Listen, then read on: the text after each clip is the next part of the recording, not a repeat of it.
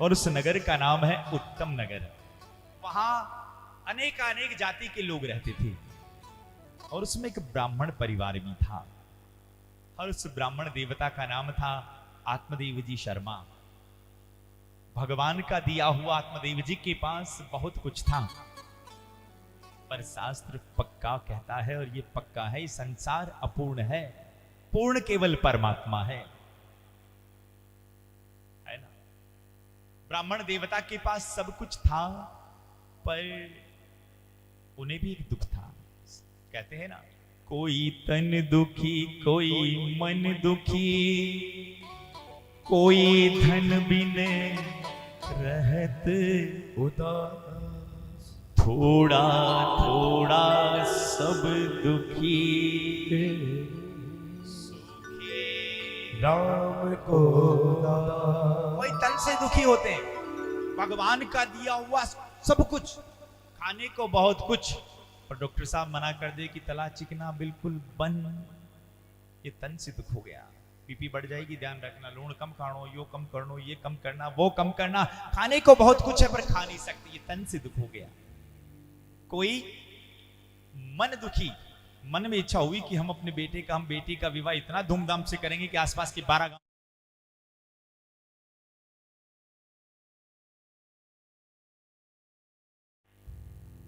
कोई धन बिन रहे तो उदास। सुबह से सांझ तक काम किया, मिले 200 रुपए 300 रुपए मुश्किल से, घर वाले 10 खुद खाए कि घर वालों को खिलाए। तो जो आत्मदेव जी महाराज थे ना सज्जनों, वो तन से भी स्वस्थ थे, धन भगवान की कृपा से 10-12 गांव की यजमानी का काम था, खूब था, पर उनके पास एक दुख था, उन्हें कोई औलाद नहीं थी, संतान नहीं थी। घर पर एक गाय लेकर आए, 2-4 साल हो गए, गाय भी कभी ना ब्याए। एक तुलसी का पौधा लगाया, पौधा लगाए सूख जाए, पौधा लगाए सूख जाए। आत्मदेव जी महाराज सोचने लगे, राम राम, ये ऐसा क्या मैंने पाप किया है जिसका ऐसा फल, हे भगवान क्या करूं। अब धीरे धीरे विवाह को कई साल निकल गए सज्जनों। अब आत्मदेव जी महाराज, कोई अगर बाहर गांव जा रहा है, आत्मदेव जी को देखकर चेहरा घुमाने लगा, अरे राम राम, सुबह सुबह कक्षा पांजड़ा को मुड़ो देख ली। देखो ये कथा संकेत करके कह रही है, और सावधानी से सुनना, कोई निसंतान दंपत्ति आपको नजर आ जाए और उसे देखकर अगर आप चेहरा घुमाते हो, ये भागवत कहती है कि उसकी आने वाले 7 जन्मों तक उसके यहां औलाद नहीं होती है। ध्यान रखना, क्योंकि संतान का होना ना होना ये अपने हाथ की बात नहीं है, संतान का होना ना होना सब परमात्मा के हाथ की बात है, इसलिए उनकी कोई गलती नहीं है। अगर वो निसंतान है या उनके पास संतान है, और आपको बता दूं, व्यक्ति सौभाग्यवान संतान के होने से नहीं होता है, व्यक्ति सौभाग्यवान परमात्मा की पाने से होता है साहब। मीराबाई की कौन सी संतान थी? विवेकानंद जी महाराज के पास कौन सी संतान थी? और उन्हें परमात्मा की प्राप्ति हो गई, इसलिए वो सौभाग्यवान है। जीवन में कोई निसंतान दंपत्ति नजर आ जाए सज्जनों, बस और कुछ ना कर सको, उनके लिए दुआ करना, भगवान से प्रार्थना करना, भगवान इनकी झोली भरे, बस। उन्हें देखकर चेहरा मत घुमा लेना, ये कथा कह रही है, हम अपने मन से नहीं कह रहे। जीवन में ध्यान रखना, निसंतान दंपत्ति को देखकर, और हाँ, जो निसंतान है उन्हें मैं इस कथा के माध्यम से इतना कहना चाहूंगा कि आप भगवान का भी नाम लें, और जो डॉक्टर्स हैं इनकी दवा का भी काम लें।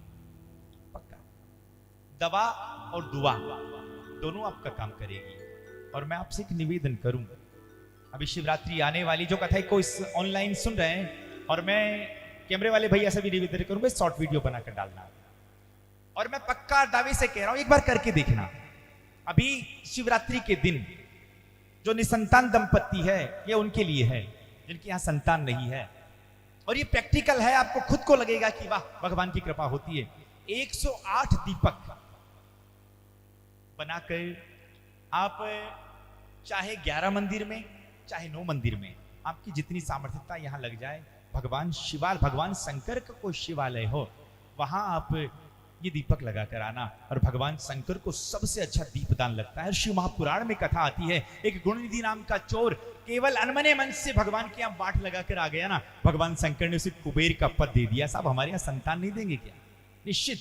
आप जो निसंतान दंपत्ति हमारी इस बात को सुन रहे हैं, शिवरात्रि के दिन पूरी श्रद्धा के साथ जल का लोटा ले जाना, श्रद्धा चाहिए, कहीं कहते जरूर हैं हम लोग कि एक लोटा जल सारी समस्याओं का हल, लेकिन गलत।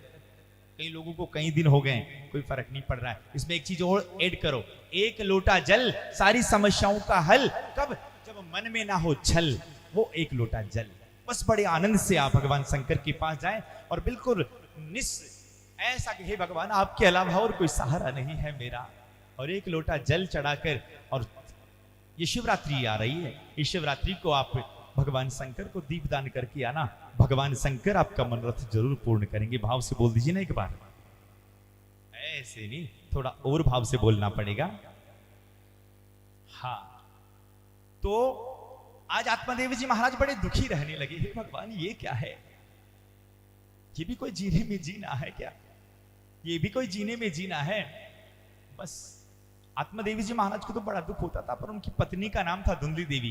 पतिदेवी जी के सामने तो पतिदेवी जी जब घर आती तो ओम जय पतिदेवा बड़े आनंद से गाती, और पतिदेवी जी के जाने के बाद जब तक एक दो पड़ोसी से लड़ाई झगड़ा ना कर लेना, तब तक रोटी हजम ना हो।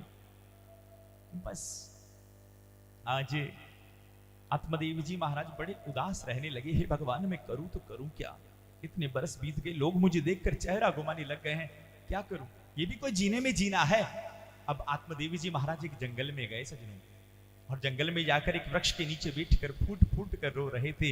एक संत वहां से निकल रहे थे ना, तो संत की नजर आत्मदेव जी महाराज पर पड़ी।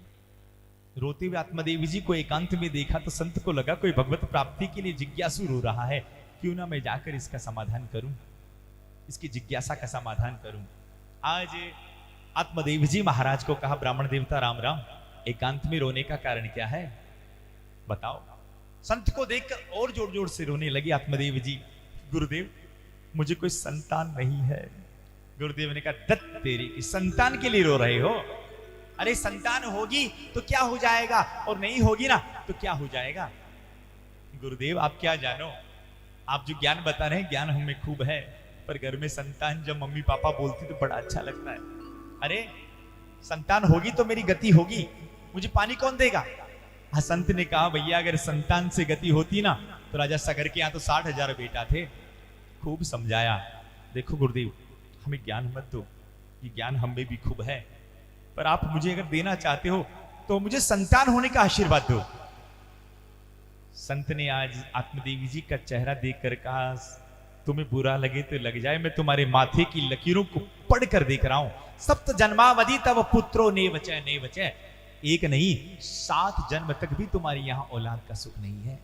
ओहो, जो आत्मदेव जी महाराज ने ऐसा सुना, आत्मदेव जी का दुख और 7 गुना बढ़ गया। राम राम, एक जन्म नहीं निकला और मुझे 7 जन्म ऐसे रहना पड़ेगा? नहीं प्रभु, मुझे ऐसा जीवन ही नहीं चाहिए। एक पत्थर था, उस पत्थर पर अपना सर पटकने लगे।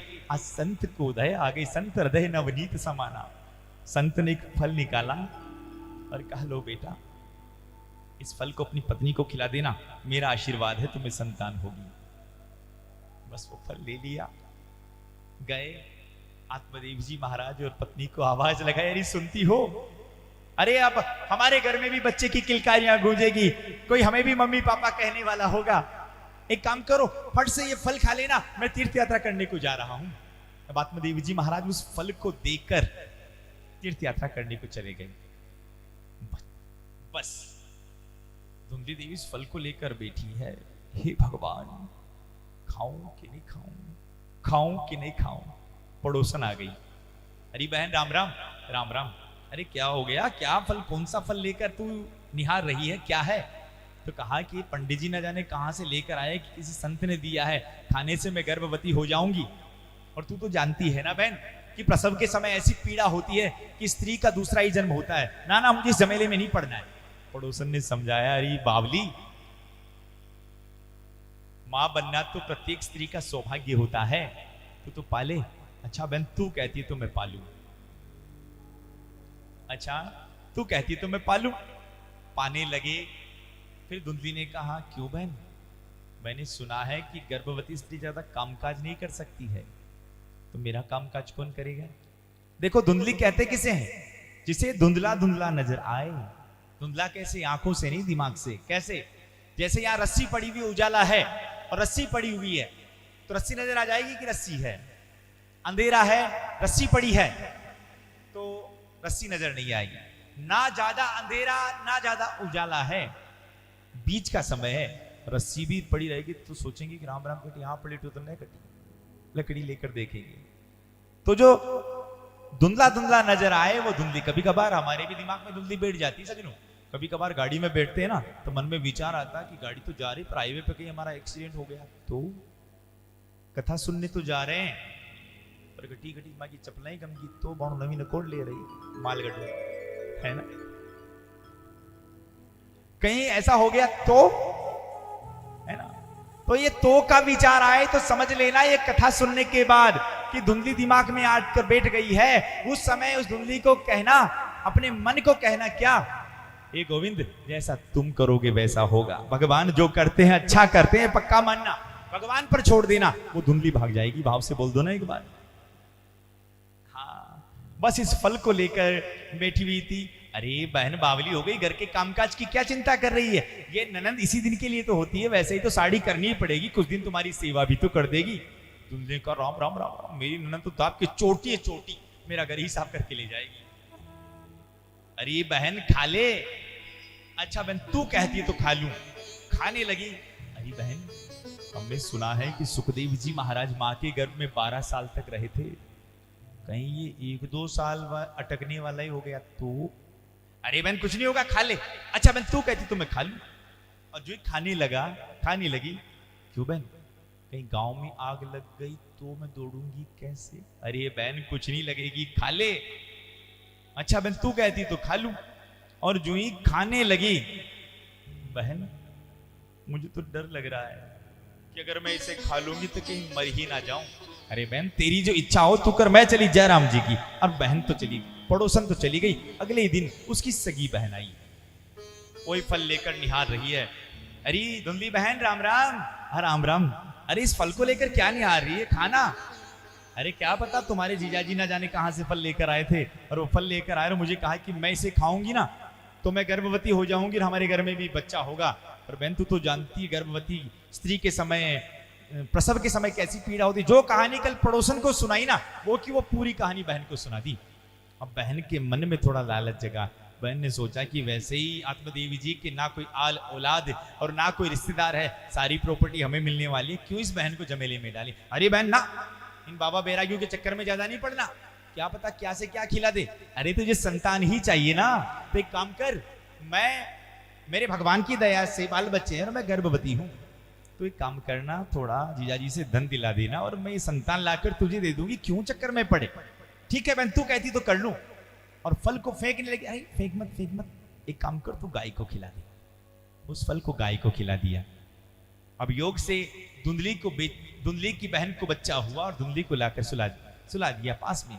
आत्मदेव जी आए, बड़े प्रसन्न हुए। राम राम राम राम, मेरे यहाँ औलाद आई है। इतने दिन तक तो मैं बड़े आनंद से लोगों के नामकरण संस्कार करता था, आज मैं अपने छोरे का नामकरण संस्कार करूंगा। देखो नाम मैं अपने से मिलता हुआ जुलता रखूंगा। पंचांग को भी किया बंद और कहा मेरा नाम आत्मदेव है, मेरे छोरे का नाम परमात्मा देव होगा।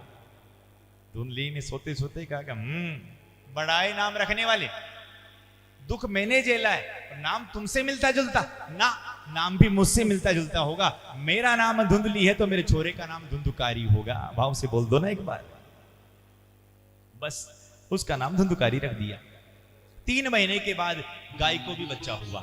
योग देखिए, बच्चा था गाय का पर पूरा मानवाकार था। उसके कान जो थे ना सज्जनों, वो कान जो थे वो गाय के जैसे थे। आहा, आत्मदेव जी प्रसन्न हो गए कि वहां को नाम नहीं काट सको, कई बात को हमारा भैया को नाम काट। कान गाय के जैसे थे, इसलिए बालक का नाम रख दिया गोकर्ण। बोली गोकर्ण जी महाराज की जय। और दोनों ने अपना अपना प्रभाव बताया। जो धुंधुकारी था वो धुंधुकारी चोरी चकारी करने लगा, कुख्यात होने लगा। और जो गोकर्ण जी महाराज थे सज्जनों, उनकी विद्वता की चर्चा आसपास के क्षेत्र में फैल गई। बड़ा विद्वान बालक है आपका। चोरी चकारी करते करते धुंधुकारी ऐसी चोरी चकारी करने लगा, अब धीरे धीरे जुआ खेलने लगा। जब पैसा खूब आने लगा ना, खूब मदिरा पान करने लगा। ध्यान रखना सज्जनों, शराब लोक बिगाड़ती है और मांसाहार परलोक बिगाड़ देता है। और जुआ हमारा सर्वस्व नाश कर देता। इसका पक्का उदाहरण कौरव और पांडव है, इसलिए इनसे दूर रहें। हालांकि यहाँ अपने लाडपुरा में ऐसा कोई व्यक्ति होगा नहीं, पर कथा का विषय आया तो मुझे बताना अनिवार्य था। हाँ, तो जुआ खेलने लगा, घर का सारा लुटा बैठा। अब घर में कुछ बचा नहीं। पिताजी को कहा, पिताजी एक काम करो, आपसे एक निवेदन है। कहा कि क्या? आपसे निवेदन है पिताजी, आप मुझे कुछ धन दो। और जो ही धन के लिए बोला, अरे बेटा मेरे पास धन कहाँ है ना, दो। अब जब बार बार कहा ना कि धन दो, पिताजी ने धन नहीं दिया तो लकड़ी लेकर पिताजी को मारने के लिए दौड़ा। तब उसी समय आज पिताजी को बड़ा दुख हुआ और पिताजी एक कमरे में जाकर फूट कर रोने लगे। रोते हुए जब गोकर्ण जी महाराज ने देखा ना सज्जनों, गोकर्ण जी महाराज ने देखा, पिताजी को कहा, पिताजी क्यों रो रहे हो? बेटा मुझे उन संत की बात याद आ रही है कि व्यक्ति संतान के पाने से सौभाग्यवान नहीं होता है, व्यक्ति परमात्मा के पाने से सौभाग्यवान होता है। और मुझे ऐसी औलाद मिली है, हे भगवान मैं ऐसी औलाद से तो बे औलाद रहता ना, अच्छा बस मेरे मन में दुख होता है। ध्यान रखना, बिल्कुल पक्का है और पक्का है। आज बड़ा सुंदर सा उपदेश 2 श्लोकों में यहां गोकर्ण जी महाराज दे रहे हैं। देह स्थिर मांस रुधिरे अभिमतम त्यजत्वं जाया सुता तिसु सदा ममतां विमुञ्च पश्यानिशं जगदिदं क्षणभङ्गनिष्ठं वैराग्य राग रसिको भव भक्ति निष्ठ। पिताजी क्या कह रहे हो? पिताजी शरीर की 3 ही गतियां होती है। इसे अगर जला दोगे तो राख हो जाएगी, इसे अगर पानी में डाल दोगे तो जीव जंतु खा जाएंगे, दफना दोगे तो बिल्कुल कीड़े मकोड़े खा जाएंगे। और पिताजी पक्का याद रखना, ये तन मिला है ना, ये तन गर्भाधान में मिला है, और ये शरीर मिला है ना, ये तन गर्भाधान में मिला, जान पहचान परिवार में मिली, और धन दुकान में मिला। पर याद रखना कि तीनों का तीनों शमशान में छीन लिया जाएगा। तन, धन और जितनी भी पहचान है वो सारी शमशान में छीन ली जाएगी पिताजी। इसलिए ये शरीर पंचायती धर्मशाला है पिताजी, और आप किस चक्कर में पड़े हैं? और ध्यान रखना, पंचायती धर्मशाला में कब तक रहा जाता है पिताजी? जब तक का भाड़ा दिया है तब तक। हम किसी होटल में 1 दिन 2 दिन 3 दिन का भाड़ा देंगे, उतने ही दिन रुका जाएगा। अगर ज्यादा अगर रुकेंगे ना, होटल का मालिक आकर के निकलो यहां से बाहर। ऐसे ही जितनी भगवान ने चाबी भरी है ना, उतना अपना खिलौना चलने वाला है पिताजी। इसलिए पिताजी ये जिंदगी एक किराए का घर है, इसलिए इसमें इतना लगाओ। और हाँ, ये शरीर 2 रस्सियों से बनकर मिलकर बंधा है पिताजी। ये उपदेश दे रहे गोकर्ण जी महाराज, ये सब तो उनके हैं कि ये शरीर अहमता और ममता की रस्सी में मिलकर बंधा है। और हाँ, वो भी अहमता और ममता।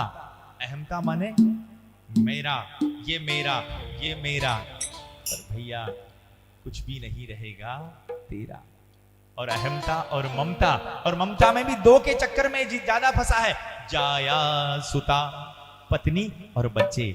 देखो पिताजी, पत्नी के लिए मकान बनाना तुम्हारा धर्म है, बच्चों को पढ़ाना लिखाना तुम्हारा धर्म है, पर मैं पत्नी के बगैर नहीं रह सकता, मैं बच्चों के बगैर नहीं रह सकता पिताजी, ऐसा मानना ही अधर्म है। पिताजी ये जिंदगी किराए का घर है, एक न एक दिन बाहर निकलना ही पड़ेगा। बड़ा सुंदर सा उपदेश कर रहे हैं। जिंदगी एक किराए का घर है, एक ना एक दिन बदलना पड़ेगा। जिंदगी एक किराए का घर है, एक न एक दिन बदलना पड़ेगा। जिंदगी एक किराए का घर है, एक न एक दिन बदलना पड़ेगा, एक न एक दिन बदलना पड़ेगा। जिंदगी किराए का घर है, एक न एक दिन बदल बदलना पड़ेगा, एक न एक दिन बदलना पड़ेगा, एक न एक दिन बदलना पड़ेगा। मौत जब तुझको आवाज देगी, मौत जब तुझको आवाज देगी, घर से बाहर निकलना पड़ेगा, पड़ेगा घर से बाहर निकलना पड़ेगा।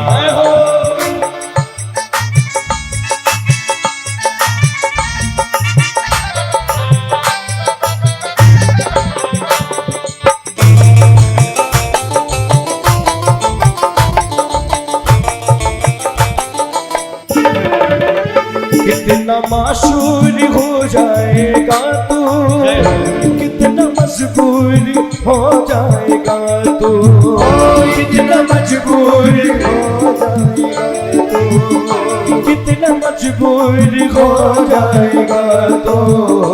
ये जो मखमल का चोला है तेरा, ये जो मखमल का चोला है तेरा, ये कफन में बदलना पड़ेगा, पड़ेगा ये कफन में बदलना पड़ेगा।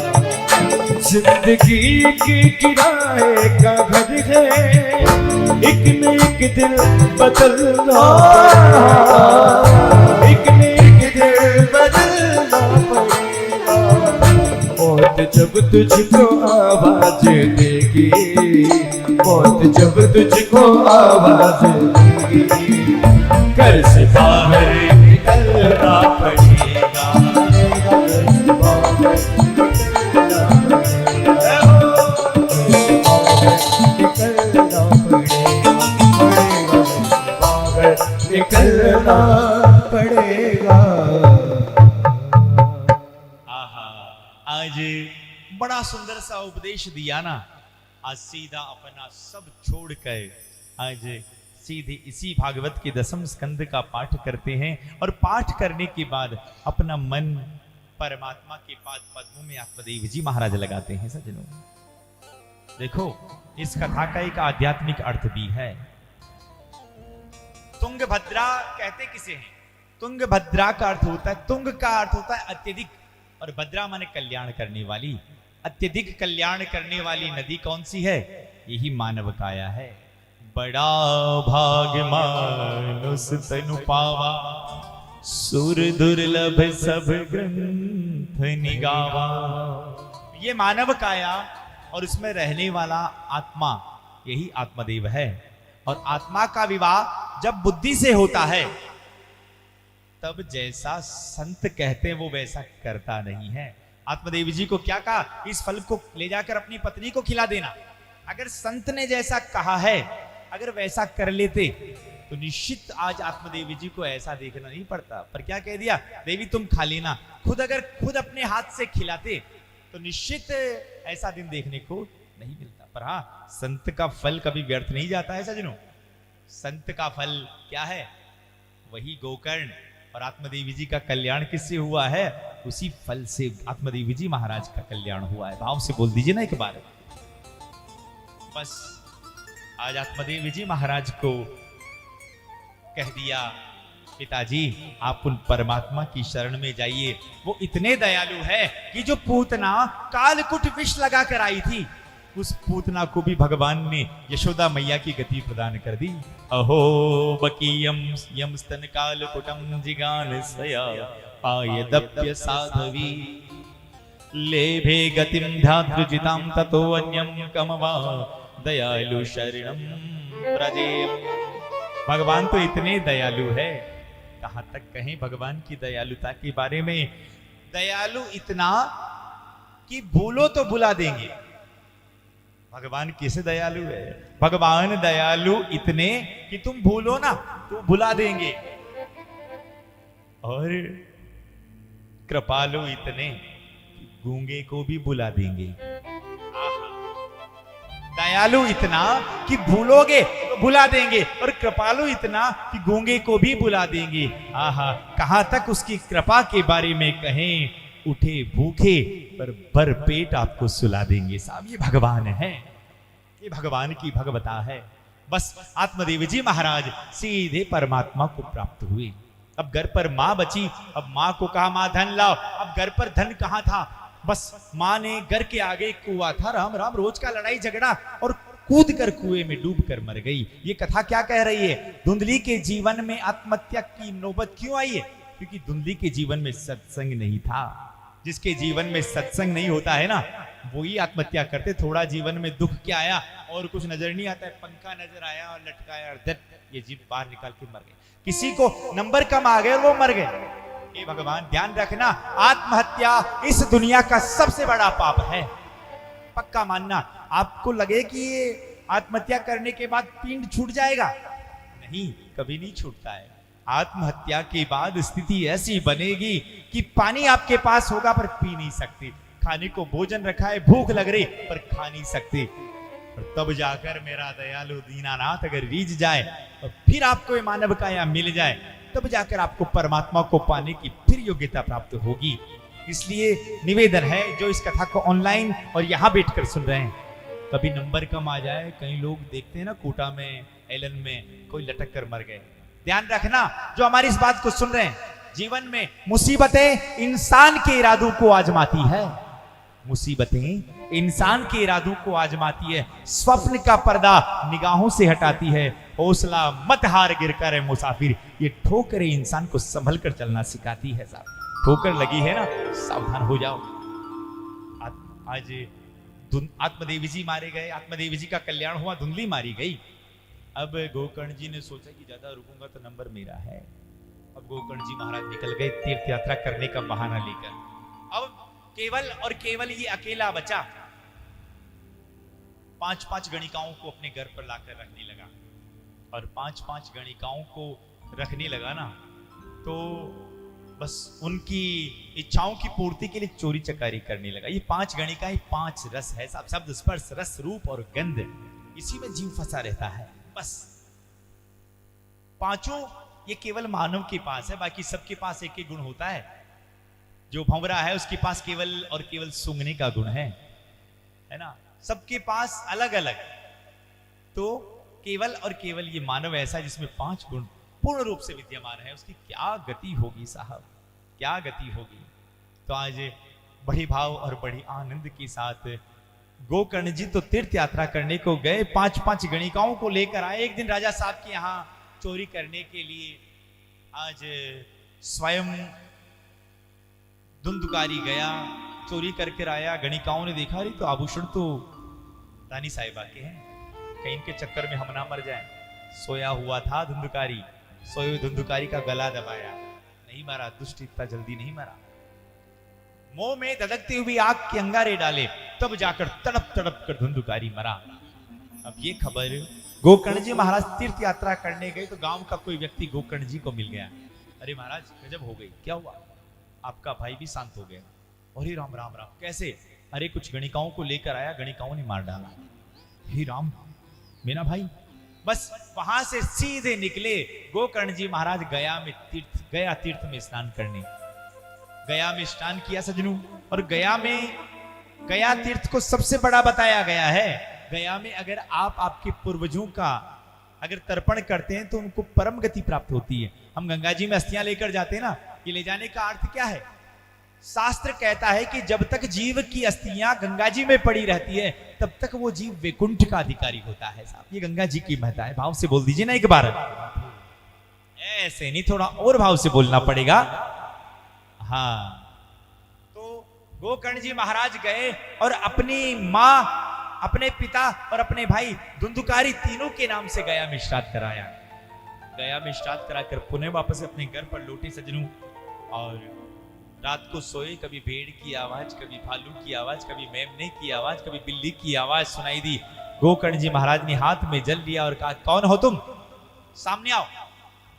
तो आज कहा, मैं तुम्हारा भाई धुंधुकारी हूं। भाई मैं प्रेत पीड़ा से तड़प रहा हूं, भाई मुझे इस प्रेत पीड़ा से बाहर निकाल दे।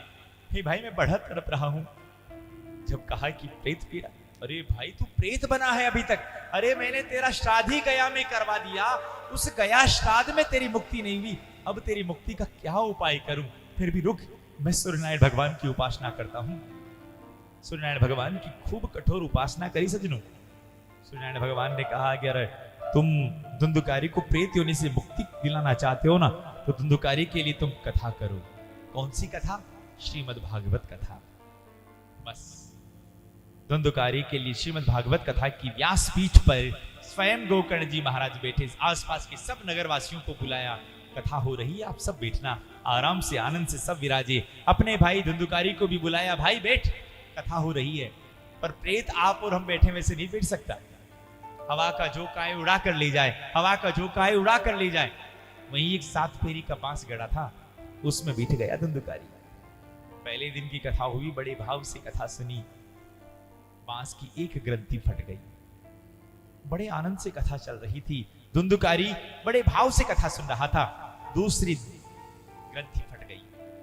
7 दिन की कथा से 7 ग्रंथियां फट गई और उन्हें लेने के लिए वैकुंठ से विमान आया और स्वयं धुंधुकारी जो प्रेत बना था 7 दिन की कथा को सुनने के बाद वो जब विमान में बिठाया गया, गोकर्ण जी महाराज ने कहा रुको,